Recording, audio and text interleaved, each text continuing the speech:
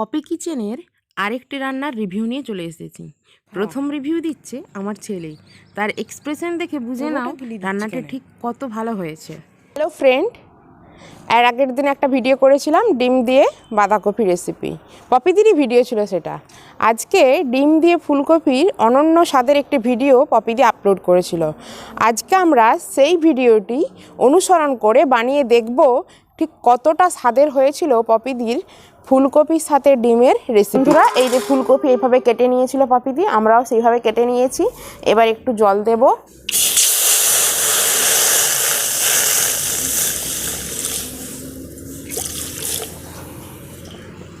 নুন দিয়ে দিলাম জলটাতে। এর সাথে দেব একটু লঙ্কা গুঁড়ো, একটু সামান্য হলুদ গুঁড়ো, একটু সামান্য জিরে গুঁড়ো। এবার একটু ফুটুক। এবারে ডিমগুলো দিয়ে দেব। এই যে দেখতে পাচ্ছ ফুলকপিগুলো এইভাবে কেটে রেখেছি, এই ফুলকপিগুলো এবার দিয়ে দেব।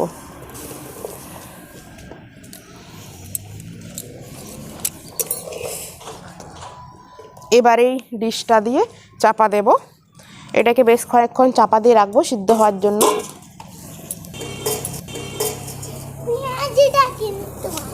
একবার নেড়ে দেখে নিই মশলাগুলো ঠিকঠাক ঢুকছে কিনা। ফুলকপি তার কালার চেঞ্জ করতে আরম্ভ করে দিয়েছে। এবারে আমরা এর মধ্যে অল্প রসুন কুচি, অল্প আদা কুচি দিয়ে দেব। অবশ্যই তোমাদেরকে খেয়ে জানাবো কেমন হয়েছে। ঢাকনা খুলে দেখে নিলাম ঠিক কতটা সেদ্ধ হয়েছে। আর একটু সেদ্ধ হতে বাকি রয়েছে, তাই আরেকবার ঢাকনা দিয়ে রেখে দেব। দেখুন বন্ধুরা, ঢাকনা খুলে দেখে নিলাম ফুলকপিগুলি সিদ্ধ হয়েছে কিনা। হ্যাঁ, ফুলকপিগুলো প্রায় সিদ্ধ হয়ে গেছে, তাই ফুলকপিগুলো পাত্রে তুলে নিলাম, তার সাথে ডিমটাও তুলে নিলাম। ডিমগুলো তুলে নেওয়ার পর এবার ডিমগুলো ছাড়িয়ে ফেললাম। খুব দ্রুত আমাদের টিম মেম্বার প্রীতম ডিমগুলোকে ছাড়িয়ে ফেললো। এরপর আমি কড়াইতে তেল দিয়ে দিলাম। তেলটা গরম হওয়ার জন্য অপেক্ষা করতে রাখলাম। এর মধ্যে আমার বেটু একটা করে ফুলকপি খাচ্ছে, একটা করে ডিম খাচ্ছে। ঠিক আছে, এবার দেখে নিই তেলের উপর একটু সামান্য চিনি, একটু চেরা কাঁচা লঙ্কা, একটু তেজপাতা দিয়ে ফুলকপিগুলোকে সুন্দরভাবে নাড়াচাড়া করে ভেজে নিলাম। ফুলকপির মধ্যে দিলাম একটু সামান্য হলুদ, একটু সামান্য লঙ্কা গুঁড়ো, একটু সামান্য ধনে গুঁড়ো দিয়ে ভেজে সেটিকে তুলে নিলাম।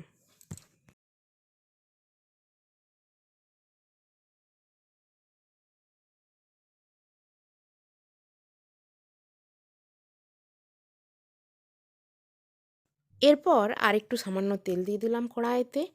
এবার মশলা কষার পালা।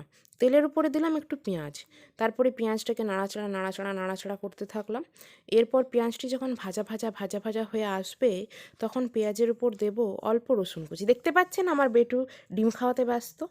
এদিকে কোঁড়া পেঁয়াজ রেডি, তার জন্য তার মাঝে একটুখানি রসুন, একটুখানি আদা কুচি দিয়ে ভালোভাবে নাড়াচাড়া করে নিলাম।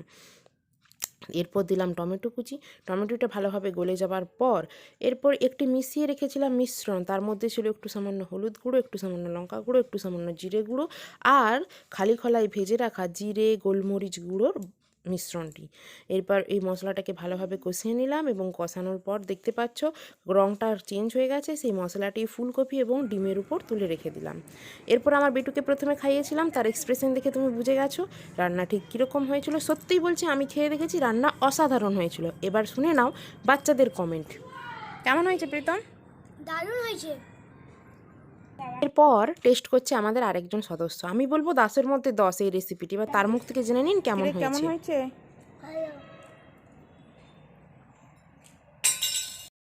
এরপর আরেকজন টেস্ট করে জানাচ্ছে এই রেসিপিটি কেমন হয়েছে। কেমন হয়েছে? ভালো।